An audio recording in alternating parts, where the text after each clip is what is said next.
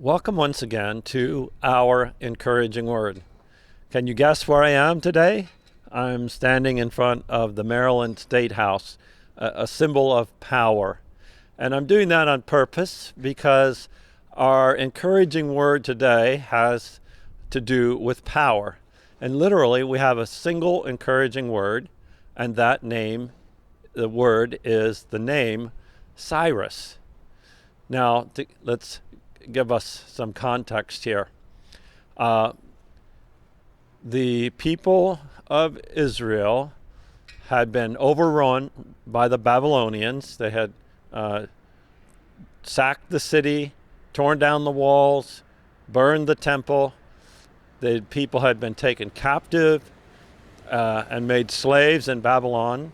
The Babylonians had done this to many, many other countries. And there were many, many slaves serving the Babylonians in Babylon. The people of Israel were praying to God for help, but there just didn't seem like what could they do? They couldn't rebel against this overwhelming force of the Babylonians. So things looked hopeless, yet they kept praying, and God raised up a pagan king, not somebody who believed in God, named Cyrus. Now, he wasn't a stupid guy. He was a smart guy. He wanted to overthrow the Babylonians, and he realized that Babylon was filled with all of these captive slaves from all these different countries.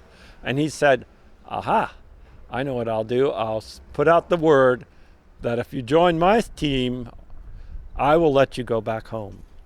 And so he put out an edict called the Edict of Cyrus, which allowed people to return to their home countries. And when all of those slaves turned the tables on the Babylonians, Babylon was overthrown, and the people were allowed to return to Jerusalem, to rebuild the city, to rebuild the temple.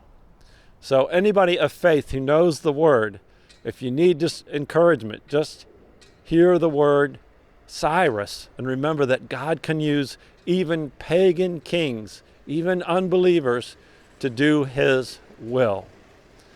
This is the encouraging word of the Lord. Thanks be to God.